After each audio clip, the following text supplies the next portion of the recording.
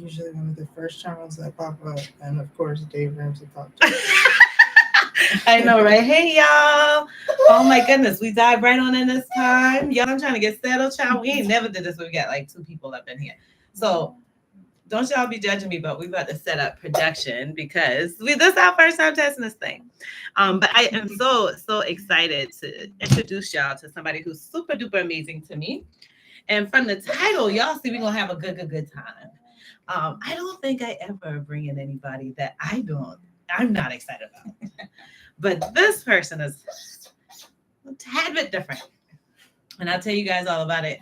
But I can't even like phase her out and then be like, boop, here's my person. Because here's my person. And I feel like we're too far away. We're going to make this as natural for y'all as possible. Yeah, I'm just coming to you. You good? Okay. You can slide to me if you want, but I don't want you to let me make your nerve upset. Because I'm used to this life. You might not be. And if y'all see this gut, I need y'all to not judge me. I'm working on it, child. If the wig ain't shifted right, please don't put that in the chat. I'm going to get right. But we'll both get right. We got this. But y'all, I am so excited to bring you in person, in the infamous She Shed, Miss Tarah Pierre-Gilles, who is not only my client of quite some time. Tarah's been like my first HR director client, and we've worked together ever since. So we've done a lot of strategizing in your department. We've done a lot of moving around in your department. And I love it because we've helped her and her team. And if y'all real OGs, then y'all have definitely talked to Tarah in the chat. Yeah. Absolutely. And so I'm so excited to have her here with me. We're going to get into some good conversations. But first, Tarah, I want you to tell folks all about yourself. Yeah. So I, like Tamika said, I have worked with her for the last 3 years, and she has been instrumental in my just HR journey. Even before that, I started in HR about 10 years ago now. I have to change the number every now and again. And really, I kind of accidentally fell into HR because I was in an operational role with a company, Chick-fil-A. Everyone knows. My favorite. Everyone knows about Chick-fil-A.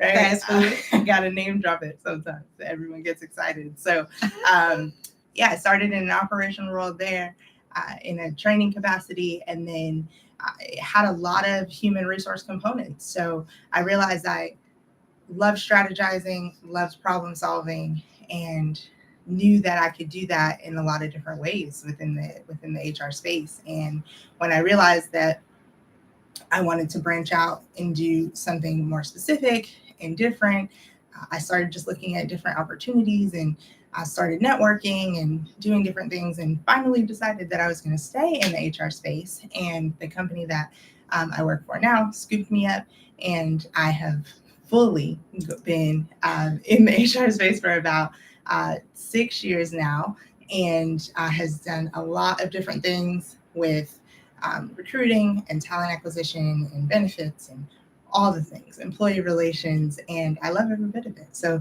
that's kind of a little bit of my journey.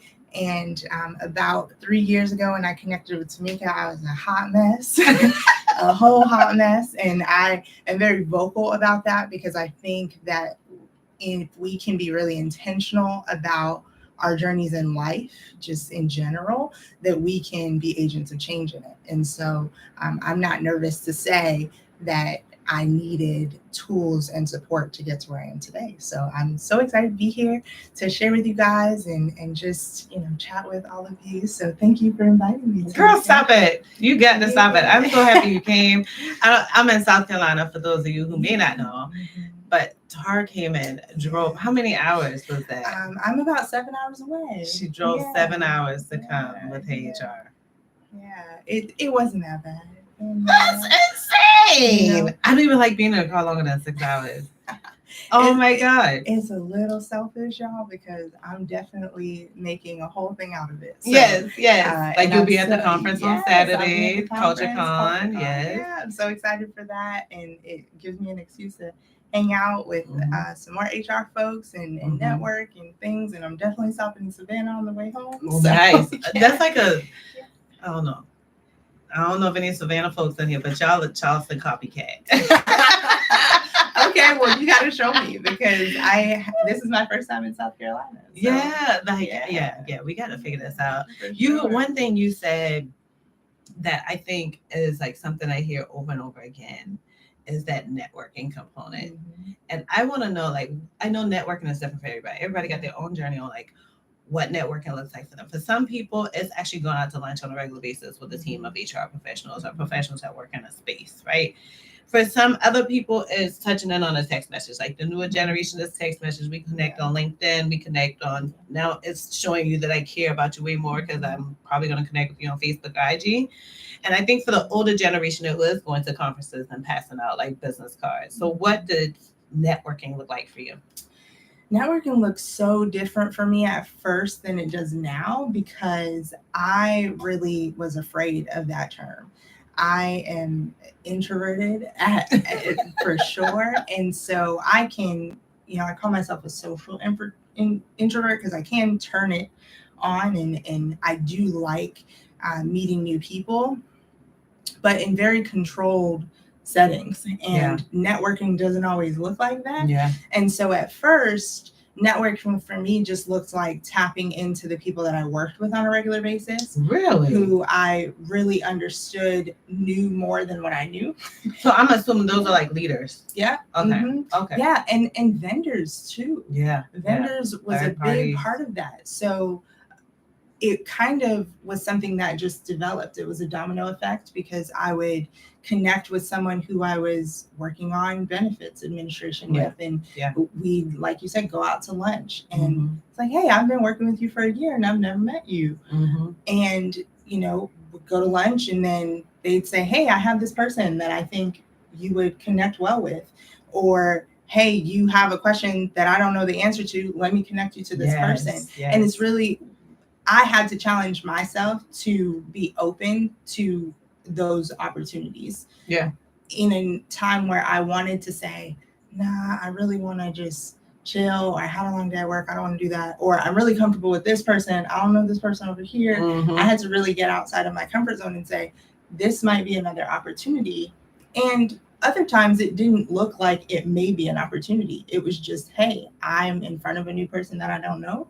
And they might know somebody that I don't know, or they might know a thing that I don't know. Yeah. And because my journey with HR has been a little non-traditional, I needed as much information as I could get and you're open about the space. Yeah. I think it's so crazy because that it's definitely changed for me over the 10 years, 11 years now, but it's definitely changed for me where it used to be going to a conference and passing up as like my business cards. It used to be, okay, I'm gonna go to this happy hour with a whole bunch of strangers I don't know at this conference. It used to be just networking with vendors and like brokers, account managers have really launched my career a lot. They've been super instrumental in it because once they're the best testers, right? They're testing you without even knowing. That's the first thing. Secondly, you make their job easy when you actually know what the hell you're talking about.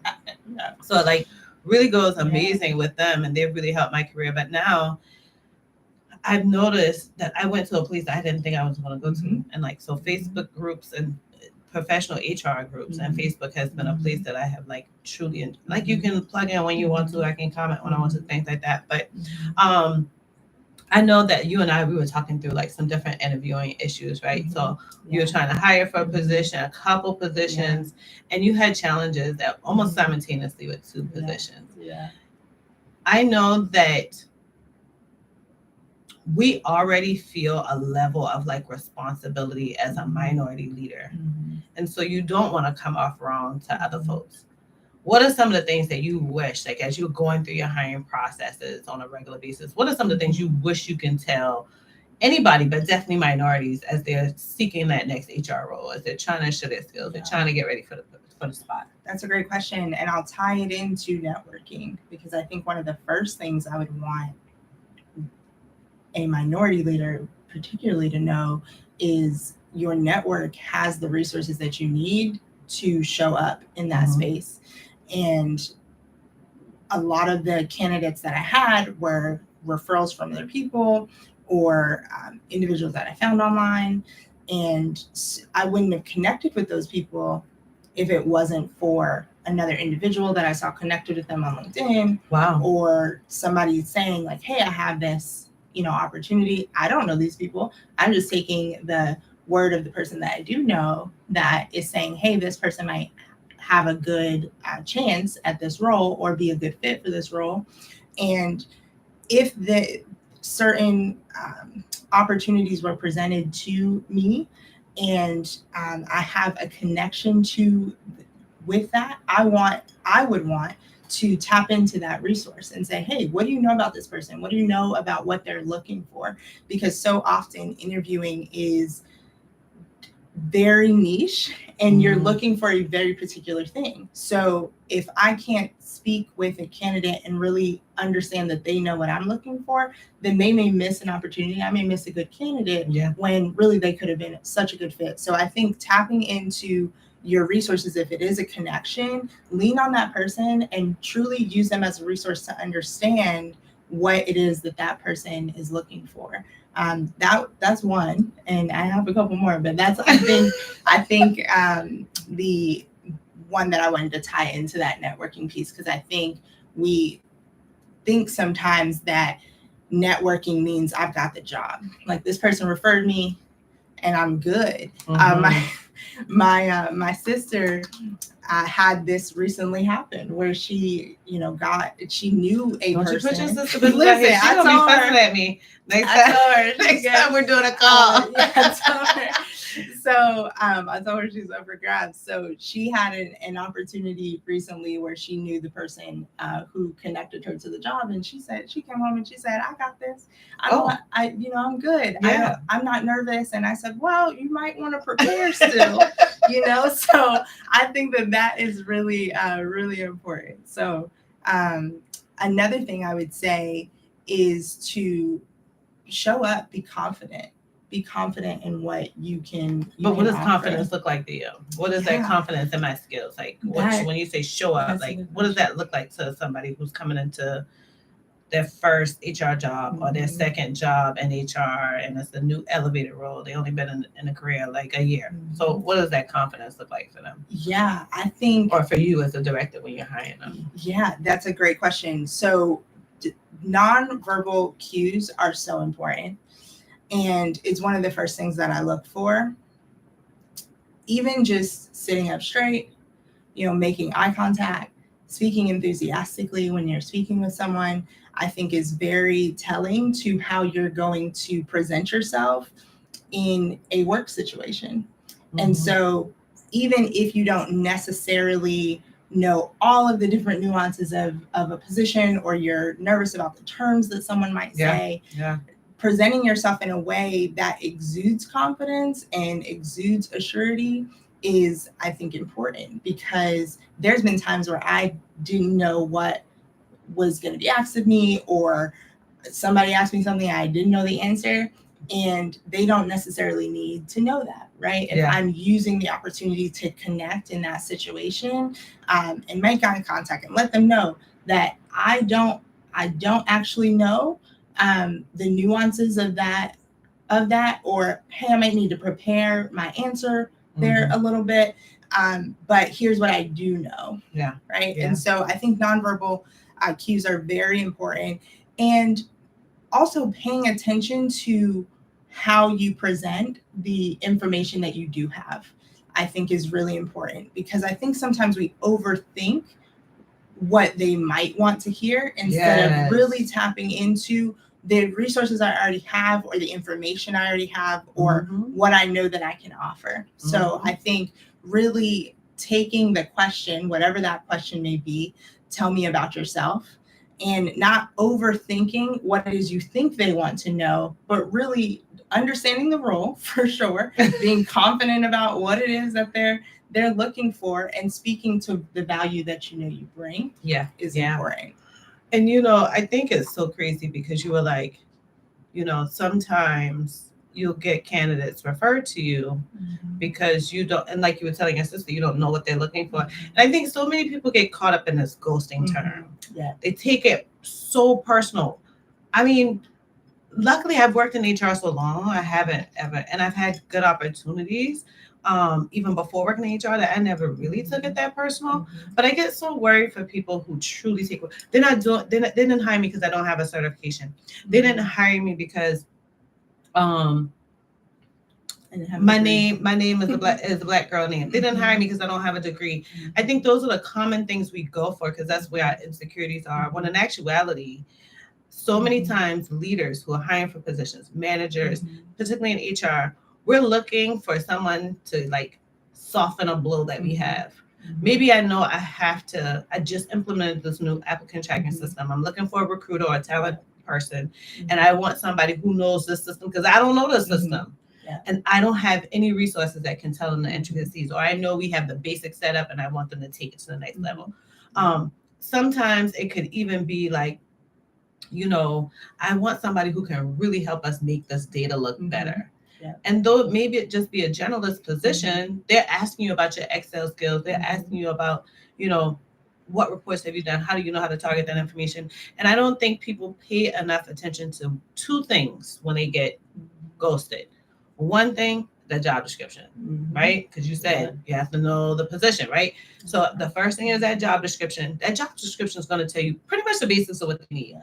But if you make it to that interview, if they don't tell you what they're looking for this person that comes in this position, this incumbent, if they don't tell you what they're looking for this incumbent to do, that's something you should ask because now you know how to cater yourself, prepare yourself. Am I really ready for this job? We get excited about these damn job titles and don't even be ready for these jobs. You know what I'm saying? And I'd be like, child, can you do it? You sure you can do it? Y'all going crazy in the chat. I love it. So y'all know I can't see over there. I got no glasses on. So I'm going to go and pull this up really quick. I'm so sorry if it just makes noise, but usually I'm doing all this behind the scenes and y'all don't see.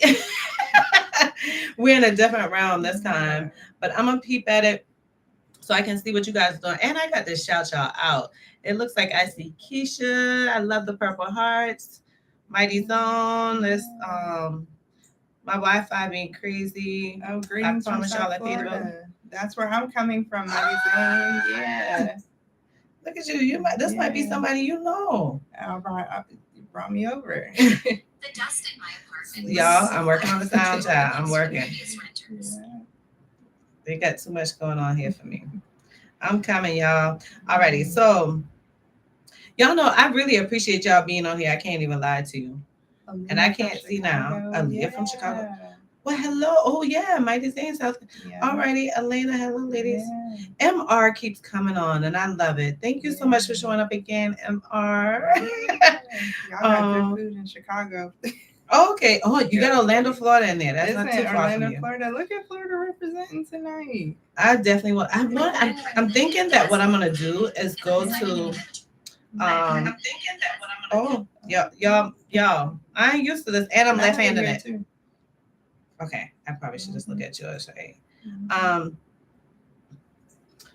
I think that what I'm gonna do is I'm kind of planning. Don't y'all quote me on this, but my plan for right now is that I go to the SHRM conference next year, and it's gonna be in Chicago. So just know that's in the pipeline. We ain't really planned for 2024 yet, so we'll see what it looks like. But I'm excited about that. I want to go to a city I've never been to, so that's why I didn't go to Vegas this year.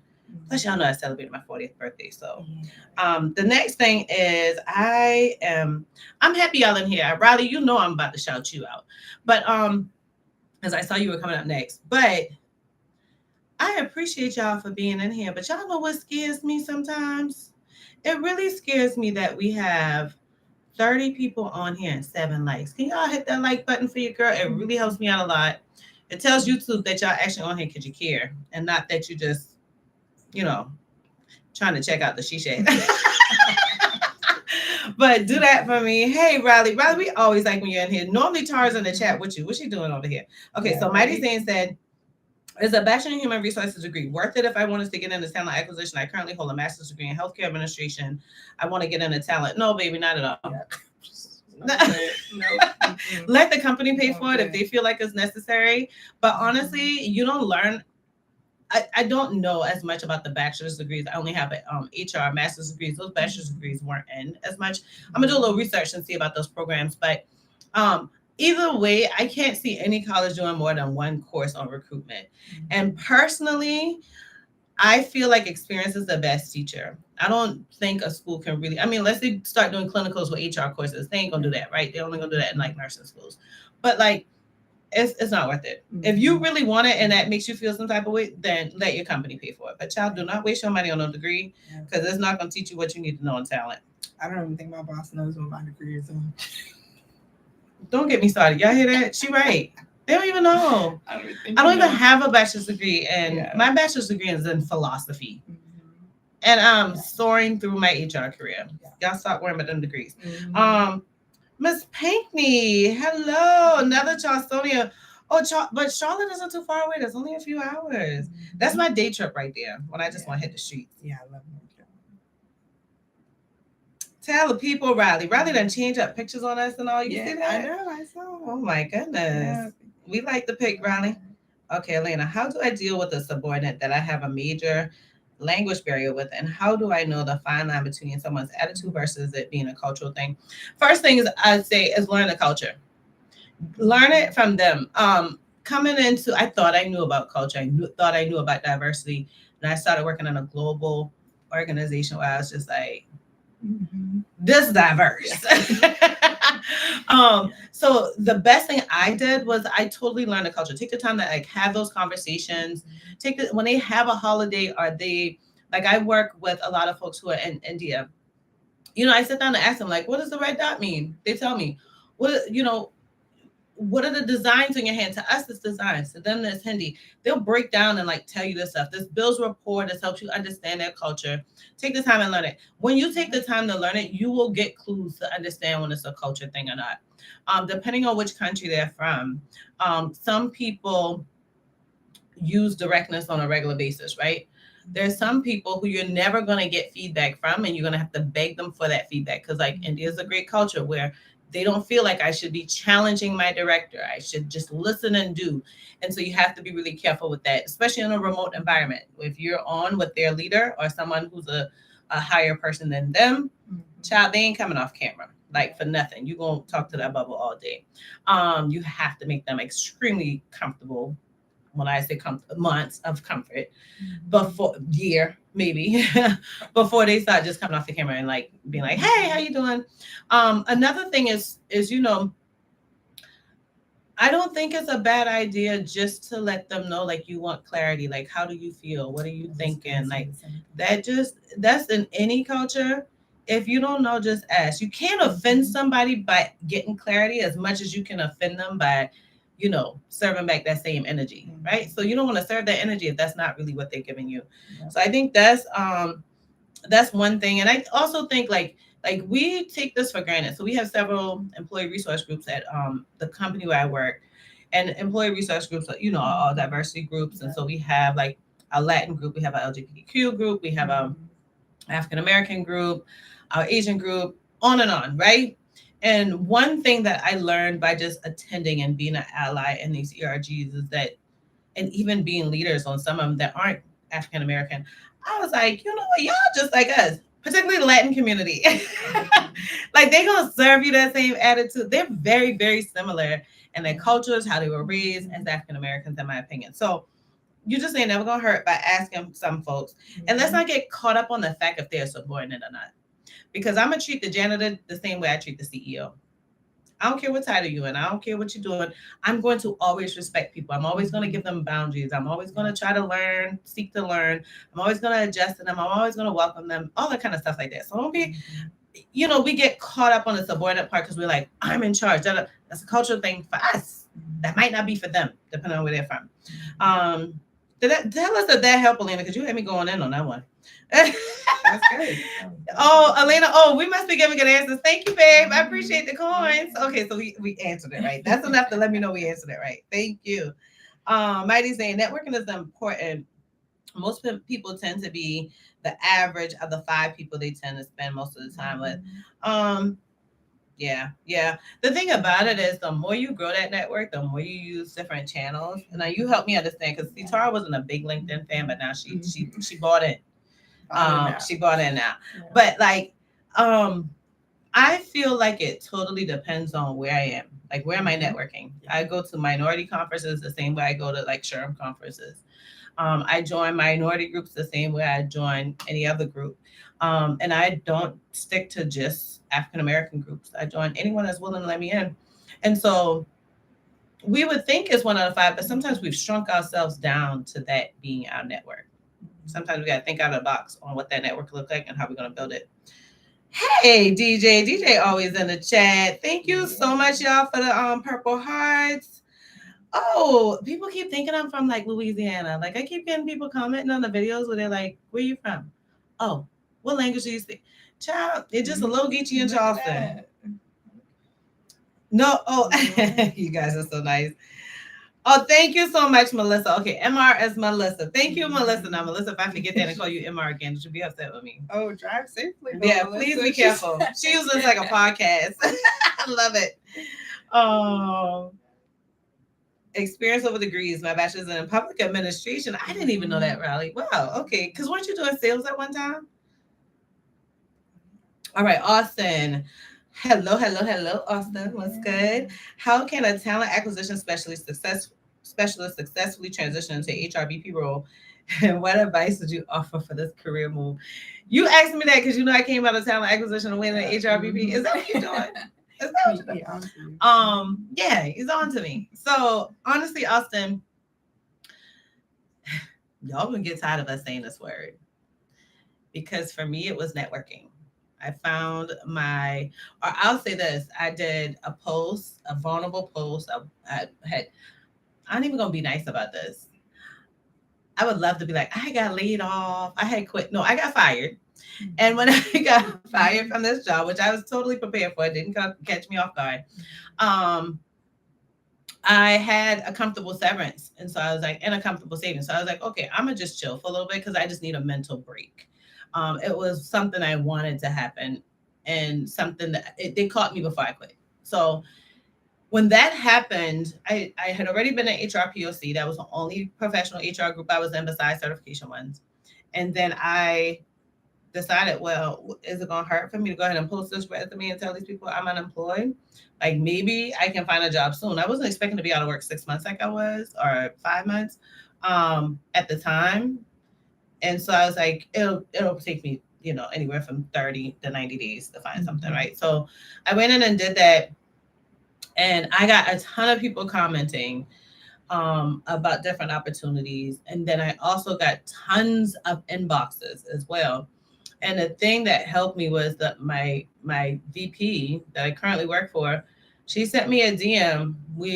I was going through interviews, sometimes anywhere from 2 to 3 interviews a day, like different companies, for like 2 or almost 3 weeks. I felt like I was a full-time interviewer. And so from that, I really like her job was like in my top 3.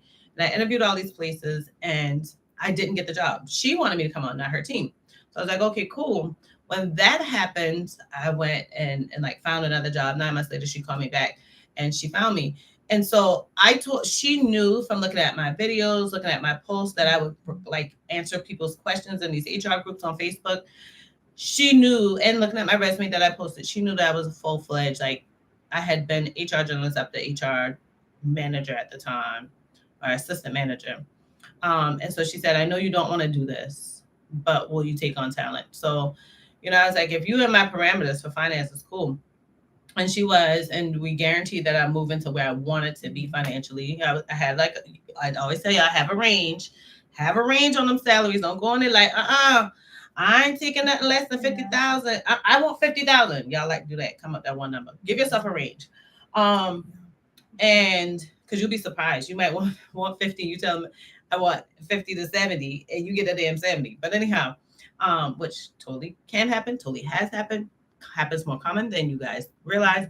But with that, I worked really well in talent, and then I ended up going back in. So my story is kind of more focused on my network than anything. If you get with people that know you, know your skills, know your passion, you can easily pivot. For a talent person, in my opinion, if you're working in talent acquisition, I always suggest that you do an HR generalist role before going into talent, because talent is strategic. Recruiting, you can jump in with nothing, no degree, no experience. Like recruiting, you can jump in. Talent is more of a strategy. You're doing proactive hiring.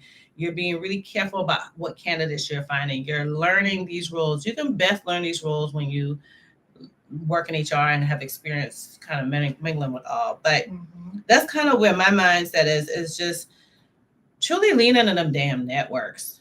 Lean into those networks. I won't tell you to get no degree.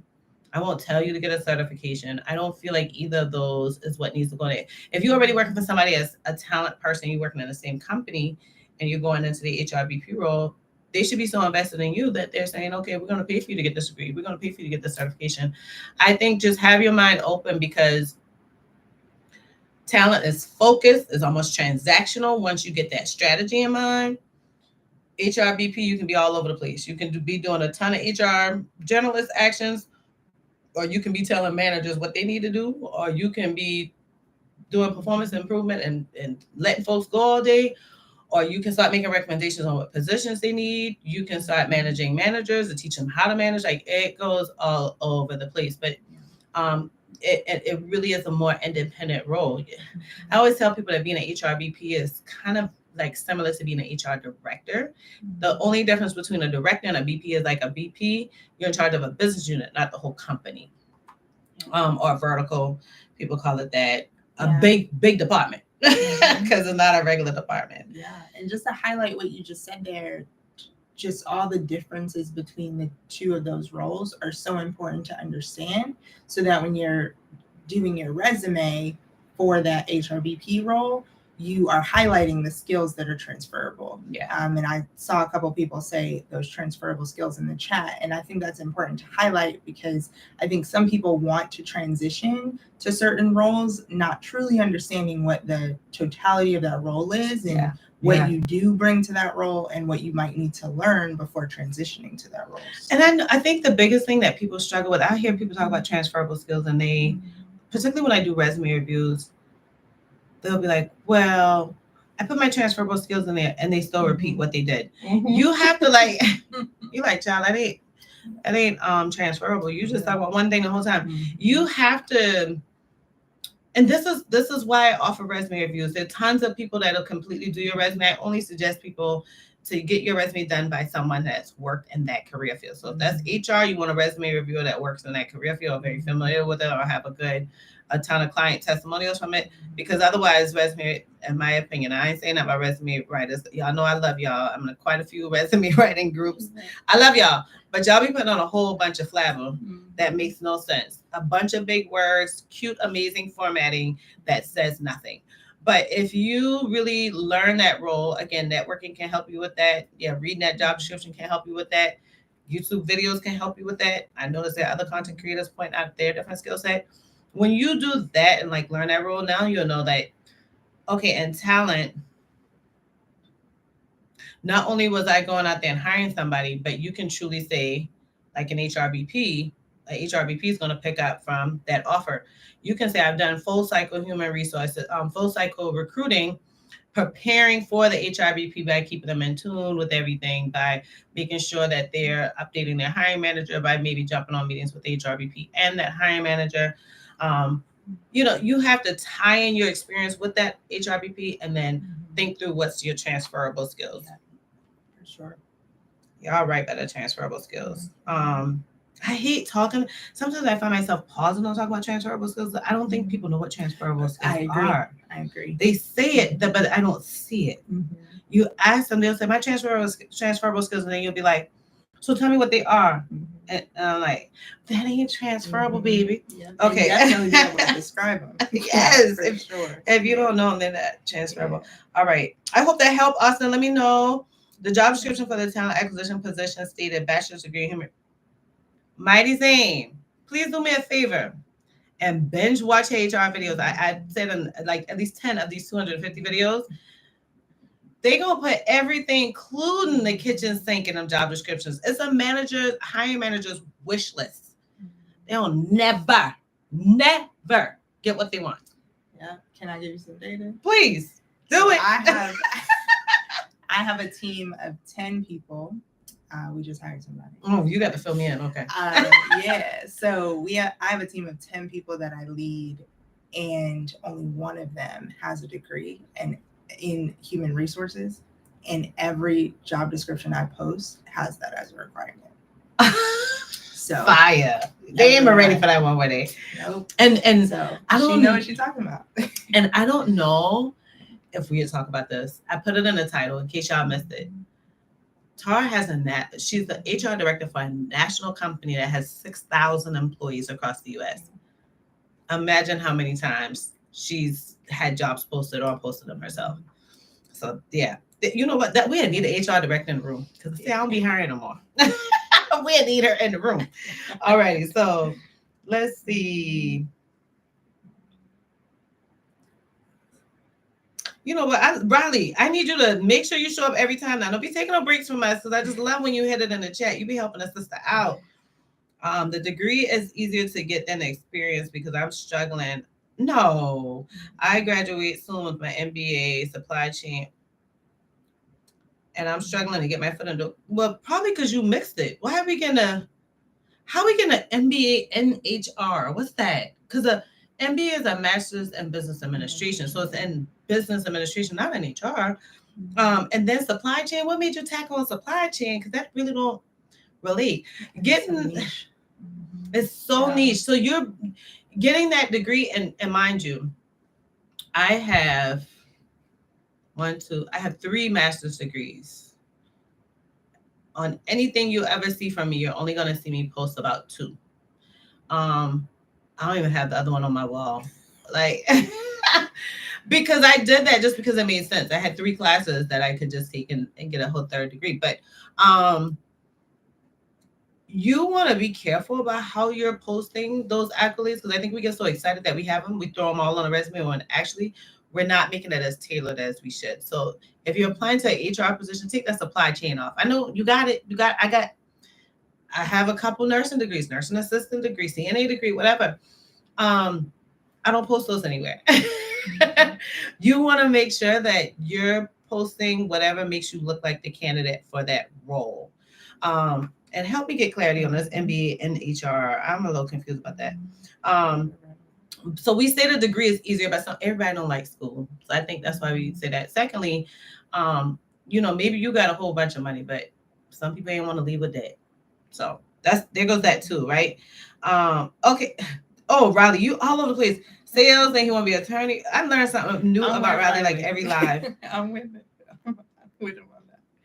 Mighty saying it totally depends on what the hiring manager is looking for. Yeah. You might have a hiring manager that totally appreciates the degree and finds value in that more than a certification. Then you might find one that finds more value in a certification than a degree. Tarah, tell me, am I right or wrong? Like, you find more value in the certification than the degree. Yeah, absolutely. So, and neither of them are a deal breaker for me. So I'm not looking at someone who has a certification differently than the person who did a really great interview and showed up and didn't have the certification. But if I'm comparing the two of those things, the certification for sure shows me more, because there's there's recency to it most times as well. So when someone has a degree in HR or related field, sometimes that degree was gotten 10 years before, and the certification, just because the SHRM one specifically is a lot more recent, that's something that someone did 2 years ago, 3 years ago. And so, in a lot of ways, it shows intentionality that you're wanting to be a professional in the field. And degree programs vary so often. So there's people I've interviewed as well that, has a master's in HR. And some of the questions that they'll even ask within the interview makes me question what master's did you got? Well, you can describe the school candidate. Exactly. And I also think too, once I get the degree, I'm done. I can get that degree last year. I can get it 10 years ago. I can get it 15 years ago, right? Well, probably not 15 because the HR degrees didn't exist then. But once I get it, I'm done. Once I get a certification, HRCI and SHRM, I'm gonna have to recertify. So that means I'm constantly learning. I'm constantly staying up to date. Personally, me, I can't lie to you. When I did hire, let's say I go back and start hiring again for HR professional, I ain't looking at none. Let me see the experience. Let me see the personality. Let me see the grind. Let me see the passion. Like I would take somebody who absolutely don't know what the hell they're doing than somebody that says, I have a certification, I have a degree, I know it all, and challenge every damn thing I say. If I'm leading this team, I don't mind you telling me some constructive feedback and telling me when I mess up. Be honest with you, I'm that type of leader who, and I wish Mo was in the chat. Mo would tell you, I'd be like, man, teaches me, I don't even know. Or what I say, that sounds crazy. Or like, I listen so well to them. So, because we all got our own amazing qualities. We all have our own things. We all learn things differently. You might know analytics really well. And maybe here I might can pin you in on strategy. And now we make a happy marriage. But like, I wish I could shake all of y'all and stop worrying about these certifications and these degrees and build that damn network and let that company pay for it. Like y'all stop doing it. Stop. Okay, I done had too much drink. My bad. Oh, the struggle is real out here. I was recently. Oh, I'm so sorry. Oh man, I'm sorry. Layoff isn't easy. I do have a layoff playlist, so you might find some value in that. I think it's like 10 videos there, 5 or maybe probably a little bit more than that. What up, Aaron? Okay, I've been in staffing since 2011. I still have not been able to figure out a work-life balance. HR is a demanding field. I left my job due to being burnt out. Well, you've been in staffing, so to be honest with you, baby, that really ain't full-fledged HR. Staffing. So staffing is different because you probably were getting like bonuses and commissions, and now going for the money was like your thing, right? That probably got you excited. I'm laughing because Alina coming for me talking about work-life balance. Okay. You won't be talking about it. You be like, nah, let me get this one right here so I get this 30% next month. Try HR instead of just staffing. Staffing is a different animal. You're working for clients who are trying to hire all kinds of positions. Really, people like to, now I feel like it's kind of like a mean thing to say, but most people, I've heard this my entire career, they look at people in staffing as salespeople. When people hire people in staffing, they don't hire HR professionals, they hire salespeople. It's a numbers game in staffing. Yeah, and I think Alina's too. Oh, but Alina, what's your position? Okay, yeah, go ahead, give your opinion. Well, and feeling burnt out, she said HR is such a demanding field. I left my last job due to being burnt out. And I chuckle at that because that's why I connected with Tamika 3 years ago, because I also felt like, particularly as a minority, I have never felt less than in a space. Most times I feel confident to show up and show what I can do. But there was always something in the back of my mind that made me feel like I needed to do more often, better, all the things. Pick one, right? That made me feel like I needed to just overextend myself in order to make sure that I didn't lose an opportunity, to make sure that, I always proved that I was supposed to be in the room, that I deserved a seat at the table. And are you describing imposter syndrome? That is imposter syndrome. I still run away from that word because it's triggering. That's a trigger. But I think what's so important about it is to recognize that it is truly a transactional relationship, that the roles that we have with companies in general is transactional. And Tamika really helped me recognize this. And I think it was important for me to see someone who looked like me, who was in the same field as me, that was operating in a way that I wanted to operate, being able to say no, understanding that I'm working for a specific thing, which is a paycheck, right? And I'm giving those services out to that company, but that's where it stops. I don't owe you my night. I don't owe you my 11 o'clock. I don't owe you my 6 a.m.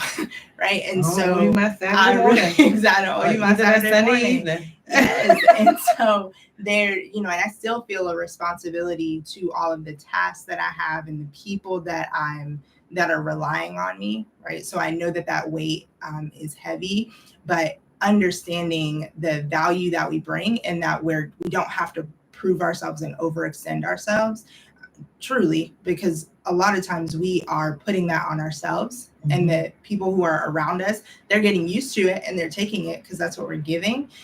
But really understanding that you can put boundaries in place and another way that I call it is guardrails. You can put guardrails in place that when you start leaning to one side, I need to go back. I need to go back to center lane. Put things in place that are non-negotiables for you, so that you can start slowly bringing yourself to a place where you, little by little, don't feel like you need to do the most. Yeah. But just, little things that I put in place was making sure that I did not take my laptop home. So I am in the office. First thing. Yep, I'm in the office 5 days a week, because I know that if I feel overwhelmed or stressed, then when I take that computer home, I know I'm going to get on it. And so I leave it at the office. I force myself to do that, so that if it's an emergency, maybe I can hop on my phone, someone can call me, but I'm not giving myself the opportunity to jump on that laptop. I also do not put that apps on my phone either, like the different company apps and things like that. I mean, unless you need to, and unless you need to. Sometimes it's required. You have to. Sometimes it's required. The one I do have is Outlook, so I can have access to my emails, but I don't put the notifications on them, so that every time someone emails me, it doesn't pop up, right? If I need to get to it, or if I'm waiting on something, then it's there and accessible, but I'm not having myself be distracted every single time somebody emails me. And so there's just little things you can put into place to really give yourself the courage. And then once you know that something worked, then you try the next thing, and it builds your confidence to keep going. Y'all, it took us a while to get a child. Yeah. This was not the Tarah I initially met. She giving y'all my suggestions. I'll put them. And I'm pretty sure I beat her up with it. Yeah, but I don't. And isn't such a refresher. Just don't even put when the ping come on, because we know we get the work email, a different ping. I used to get anxiety just listening to that ping, and I stopped. Another thing too is be prepared to know that as you elevate in your careers, there may be times you got to wiggle out. Yeah. I almost wish we had something so I joined a running group when I first started running, right? And we used to go running through these neighborhoods. And I thought it was so amazing, because first of all, when you're running, I'm running with all white people, right? I'm like the only chocolate girl. And so I'm watching us go through this neighborhood, and this big dog is standing there. Now, all of a sudden, the closer I get, a second big dog is just standing there at the end of the driveway. And the white folks go by with no problem. But me, I'm like, I know what they do with black girls. And I got a little trauma from growing up. And I was so terrified. And my group that we all used to keep the same pace, they were like, I promise you, you'll be fine. He has on one of those invisible electronic monitors, where when he hits a certain part of the yard, he gets a little sting, almost like he gets a little shock. And I almost wish we had that with boundaries, so we'll know when we're stepping out. Because even though I can teach others so well, I used to find myself still swaying out there and being like, pause. So I know, right? And so there are gonna be times that you do. Don't beat yourself up for those times. You're just being human. But just know that it comes with practice. It's like riding a bike. The more you ride, the better you'll get at it. Yeah, for sure. And delegate. Child. Yes, delegate. That's a blessing. Yeah. Georgia to Florida, and it's been challenging to find a role. I've worked in HR professional for 8 years, but I'm hopeful. Well, don't be just hopeful. Be intentional, Yolanda. Also, work on that network, child. 8 years, you know some folks. 8 years, you in some groups with some folks. I have that freebie on my site for those who are trying to start the HR career. I get it. You've been in it 8 years, but you might like it. There's some profiles of folks where they always shooting out opportunities. So there's a freebie on my website called How to Start Your HR Career, whatever. And it also has like some groups and stuff where you can just 8 years, you should be able to, you got a better chance than the people who ain't never hit the door. Let's put it that way. Okay, you have an MBA with a concentration in HR, and then you still tack on that supply chain. Was that Bridget? That's Bridget the first time, right? Okay. Mm-hmm. Okay. No, yeah, with the MBA, is this Nikisha? But Nikisha, she didn't say N-I-N. What? Yeah, not in it. Oh my goodness. I actually watched a video on being ghosted by recruiters, which is definitely a reality check I needed. I was just thankful. Amen. Amen for the savage child. I have a lot of experience in workforce development. Okay.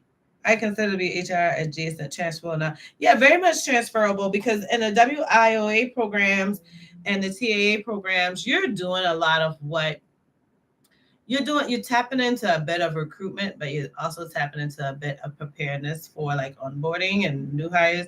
So yeah, it's so funny you say that. I just talked to my girlfriend today where I'm gonna start joining, coming in as a consultant on some of the WIOA programs. Are we looking at it? I'm speaking it into existence. I'm a first year HR program assistant. My job won't pay for a SHRM cert, but they'll pay for me to get my master's. I'm looking at more of a behind the scenes role in HR, like analytics. Not sure yet. Interesting. That's nice though. Mm-hmm. Yeah, and you see, like, that shows you that jobs do different things. Like they're not all giving money for the same things. They're not all cool with the same thing. It's just different. They're different, child. They're just not doing it where like some companies are gonna pay for all of it. Some companies gonna pay for none of it. Some companies gonna pay for one or the other. And don't change leaders. Shit. You go from getting everything paid to nothing. You're like, hold up, bring the other one back. Awesome. That's what's up, Yolanda. Y'all rolling in the chat. Y'all keep it rolling. We ready. I appreciate it. You know, I love y'all hitting that like button. If y'all want to stamp it again for the people who come in late, please stamp that like button again. Y'all doing a good job. Let's see. Somebody else popped in. Tuning in. I'm a global director for DEI for my company, Love HR. Awesome. Alicia, thank you for tapping in. Do me a favor and tell some folks like put in the chat like what your career looked like before going into DEI, maybe, or how you got into DEI. People always thinking I can just dive into DEI. If you got to do networking, please put that in there too, because I don't feel like that's a role you can just dive into. But you know, Tarah, you work as an HR director, right? Mm-hmm. You have a team of 9. Mm-hmm. I've watched you you've always had a passion for your team, but I've watched you really put them first and stuff. So I'm sure in your department, you have a comfort level. But what about just being a minority leader, period? You've talked about some of those challenges, but give us some behind the scenes of like, yeah, I caught hell with this, I caught hell with that, or this is some of the things I did to prepare, or some of the things that shocked me. What are some things that you experienced as a minority director that you can give us insight to? So, this is an interesting area for a topic for me, because I don't have some of the experiences that people would normally think of. But what I did was I vicariously took on other people's experiences. Okay. And I won't name companies, but I was working for some companies where I created challenges being a new leader, being a young leader, right, in my early 20s. And I think at the same time, there was a assumption that I would be a certain thing. Yeah. Maybe because of the way that I talk, maybe because of the way that I show up, right? They're not expecting it. So in the beginning of my career, I had different people say things to me like, and you've probably heard it in some capacity as well. Well, you're different from those other people, right? You've shown me that not all people in your community are the same, right? My And grandma, so- my mama said, well, you can't say nothing else, just wave your hand. Right, just wave your hand, right? So even though I didn't outwardly experience aggression or even I really can't even say that I was bypassed either in these spaces, but I do think in the beginning, because those things were in play, I adopted some of those mindsets. Like I have to be the example. Have the responsibility to right, that burden to feel the responsibility to show up and be that difference. But what is the difference, right? So a couple of years ago, I challenged myself to not code switch, to show up in the way that I was going to show up regardless, because I needed to recognize my value just as an individual, but also as a African American professional. Right. Because those things are so valuable, but I was downplaying it in a lot of ways, and truly because people are all so curious as well, and I think sometimes I took comments as offense when really they were curiosity, and then there were times where I was naive and thought, oh, that person's just curious, when really they were waiting for me to be a certain way or say a certain thing. And so it's been a journey to kind of flesh out what I could just let go, and then what really needed to be challenged. But I can imagine that, like, not code switching. Let's talk about my experience now. You tell me if it's the same. But I noticed that the more I accepted the fact that, like, I didn't know all the big words to say at that moment. Like, I can totally think of them later, but at that moment, I couldn't think of that big word in that conversation. There are times that I struggle, and it's way more before than now, but I used to really struggle to form some words because I'm more accustomed to talking in my relaxed tone, which is like this whole Geechee talk. Or because I don't practice it as often. I'm with everybody on my downtime where we're not talking corporate talk. And so the more I practice it in regular conversation, it became easier for me. And I noticed that the more I just got comfortable with what I wanted to do, like the more I got comfortable with the fact that, girl, your hair gonna change, and they gonna ask you something, and you're gonna just have to redirect that conversation versus being like, well, I ain't asked you about your damn hair. You kind of get offended sometimes. Other times you're like, thank you so much. And then when they go to that touching, you're like, because I can't lie. There's some white folks I'd be like, touch all day. They're my people. They're so curious. And like, and I've grown that relationship with them. I got black people I don't want to touch my hair. But yeah, white people do it more. But the more I got comfortable with myself, the less that burden was of me carrying the torch for all other black folks behind me. The easier it was for me to think through processes and come with a quick result and how can I fix this issue. The easier it was for me to identify what some issues are that I need to look into. I just feel like the more I got comfortable with just being myself, the better of a leader I was. Absolutely. Because then I can teach my team that that's the way that I would like for them to feel like they can show up. You don't have to be anything. You gotta be nothing else. Or anyone that you are not. You gotta be nothing else.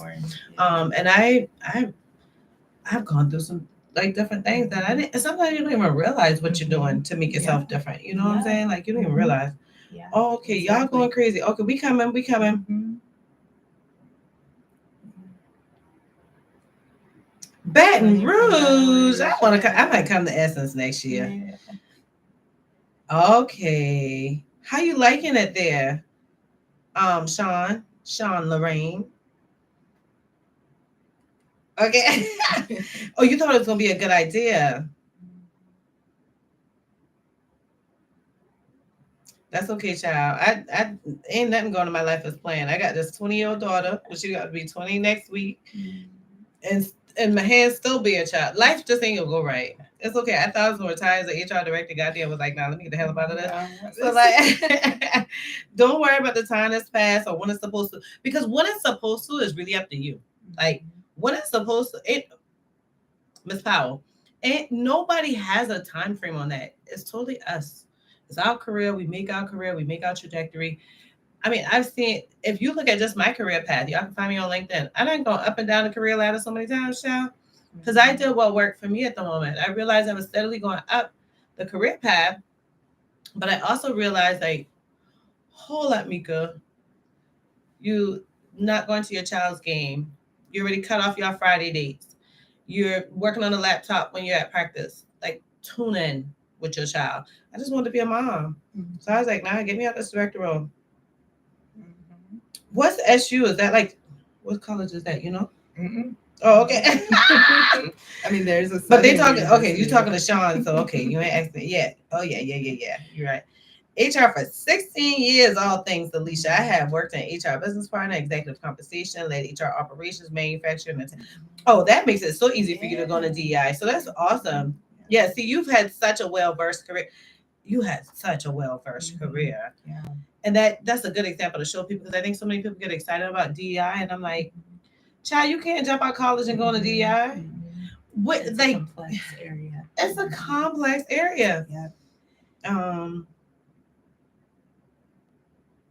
Oh, got it, Miss Powell. Well, you can still add it on different resumes. So that's why I always tell people, like, if you have like a kind of versatile career path, it's okay to use 2 different resumes. Maybe you want to put that full degree or those multiple degrees if you're applying to like a manufacturing or hospital environment. But if you're applying to, you know, tech or somewhere else, I'd say take off the supply chain part. Hey, Shauna. She said, hey, y'all. You taking my words. Okay, I have an associate degree in paralegal studies, bachelor and master's degree in business administration with years of experience in office administration, office management. How can I navigate? Well, you have experience. You have transferable skills. Yeah. So you just got to get that resume right. One, me and Tara said it 1,000 times. So if you come on late, then sorry. There I go. If you came on late, then you probably going to go back and rewatch how much we talk about networking. Networking is just huge, and networking varies to what you want it to be. But beyond that, you can always do a resume review with me, and it's on my website on the work on you page. You do a resume review. I go through that thing too thorough sometimes. I was waiting on some of y'all to like beat me up for going so thorough, but everybody's always like, I love it. I'm like, oh, okay, my bad. I feel like sometimes I get too personal. I start feeling like I'm on the verge of. I'll be like, I have to stay in the recording. My bad. I ain't trying to beat you up. But honestly, I go through it so thorough to understand what you put there. And because I've been doing HR so long, I know how to make that sound like HR. Like some simple things we do that we don't even realize is like, if we've always worked with stakeholders that we call a particular thing, we call them that. So if they're customers, if they're clients, we keep calling them that. When in actuality, if they're internal to the organization, you just call them employees, even if they were, you know what I'm saying?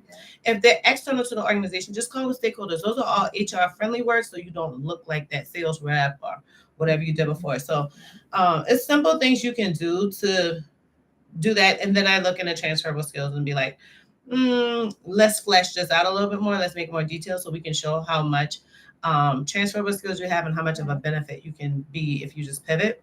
And then another thing is the way that you guys format your resumes. People do them so differently. They do them so differently, but it really depends on where your experience is on how you want to do it. And we want to take advantage of that professional summary. So your resume is huge, and your networking is going to be huge. I think you have looking at this right here, because it's going to take like a dynamic leader, a dynamic hiring manager to be like, oh, this is, or a super old manager, like somebody who's been around way before people had experience and degrees, you know, like somebody who's been in the game. Like my Miss Alicia with the 16 years, she would probably look at folks a little bit differently because she's seen HR change so much over the years. So I don't necessarily mean old. I just mean older, like a more tenured career. But those are some of the things you want to definitely look at, because when I look at you explain this to me, I see transferable skills, child. I mean, I see transferable skills. Office management, that's, you know, I work with many stakeholders. And paralegal. Oh, come That's on. That's going to be helpful. That'd be super helpful. I love it. I'm super hot and life is life. But it's my state, and I'm gonna say, I know that. Same thing with Charleston, child. You must have brought the cool weather. Normally it's like humid and ridiculous, but child, it's my state, and I'm gonna stick beside it too. It would be crazy if I brought the cool weather, because it is. I love this. Really coming through. Sister is the Southern University. My bad. She repping hard. So are you a Sigma Gamma Rho with the blue and gold? Just wondering. Or is that like school colors? Because you teaching me, I don't know. My bad. Hey, designer me. We hadn't seen you in a while. Riley's schooling us in a year. I better get with Tamika so she can have that. Amen. Yeah, your resume speaks for you before anything. Thank you so much for hitting that. Oh, okay, gotcha, Miss Powell. Okay, thank you so much for hitting that like button. I really appreciate y'all doing that. I'm gonna try not to get emotional, but we're over time, so we're gonna get off. And Tarah, you've been around so long, so you probably feel it. And we in person now. You see us, Riley, we in person. But I hear so many people like say it so quick, like hit the like button, subscribe, blah, blah. But I'm in a super niched area of YouTube, and at first I thought I was gonna jump in and get to 10,000 overnight, and then I realized like everybody looking for HR stuff. So for me to like finally see like consistent growth and pretty gradual growth is huge for me. So hitting that like button really helps me out because I never wanted to be an entrepreneur. Y'all tired of hearing me say this. I know you in person now, so I know you're like, oh, here goes to begin. I never wanted to be an entrepreneur. I love HR. I just want to be an employee for the rest of my life. There's tons of people that's dying to run their own business, and I ain't working for nobody. That's not me. I will definitely stay employed, be a W-2, file taxes, like show up when you want me to, get your paycheck every 2 weeks. Like that works for me. So this is a place where I never thought I'd be. My whole passion behind starting HR was to help other minorities like myself not feel like I did or not take the exact path I did, which was so damn hard when they start their career. So hit that like button. Please subscribe. Please share these videos. Please jump on my email list so you know about great, amazing speakers before I bring them on. Please feel free to give me suggestions. Leave them in the chat. Like I read those things. I reply to them. Like, definitely give me some feedback. I like y'all hitting the like button, so I appreciate that so much. Zeta Phi Beta, I know that's right. Okay. Blue and gold are the school colors. Okay, she bringing out everything on me now. I think sis, I appreciate it. I had my resume revamped in February. Should I review it? Who revamped it? Was it a resume writer? Did they work in HR? Oh, thank you, Riley. Riley's so real good. Okay, child. You know we doing our thing. You know what I'm saying? We getting it in here. I love it. Thank you. I love it too. Oh, you're so welcome, Yolanda. You're so welcome, Melissa. Right? Yeah, I think that's what you said. Yeah. For the MR. Okay. Yeah, I can't wait till next time. Y'all telling Tarah she got to come back on again. Now she might come on online this time. Part two. Y'all, if y'all tell her to come on, if everyone wants her to come back on, put a 1 in the chat. Do that for me. If y'all think you have not gotten enough in this hour, put a 1 in the chat so we'll know sis need to come back on. I'm so happy you did too, Sean. Look, girl, look at that. Oh my. You guys are so great. Yeah, Miss Pinckney, you always want to have a resume writer look at that, not someone. I mean, a HR professional look at it, not just a resume writer. I would tell an engineer the same thing. Don't go to a resume writer who doesn't know engineering. My plan is to bring Cassie back on. Cassie is not only a resume writer, but she's also an HR director. And so she knows how to make you look like that HR professional. I get so many people that bring me their resumes and a resume writer wrote it, and I instantly feel horrible because it looks fabulous. It talks about nothing. And they never get hits. They never get interviews. They never get screenings. They never get jobs. And I hate it because these resume writers are so expensive. Child. I got one the other day. I used to be charging $25 for resumes back in the day. Now they're charging $2,500. I'm like, ooh, Lord. Yeah. All these ones. Look at you, girl. Look at you. Okay, we got to figure this out there. Y'all know she an introvert. I had to beg her to come on. She was not hearing it. But yes, so now I ain't talking, now the people talking. Yeah. So you got to. Yeah. Okay. Make it do what it do. Okay. I love this. It's not me, it's the people. Y'all are so welcome. Y'all are so welcome. I'm so happy y'all found us too. Yeah. Always a good time. Oh, and then, Alana, don't be trying to make me cry on camera, girl. Oh, Akil, we haven't seen you in so long. or maybe it's because I'm going live, child.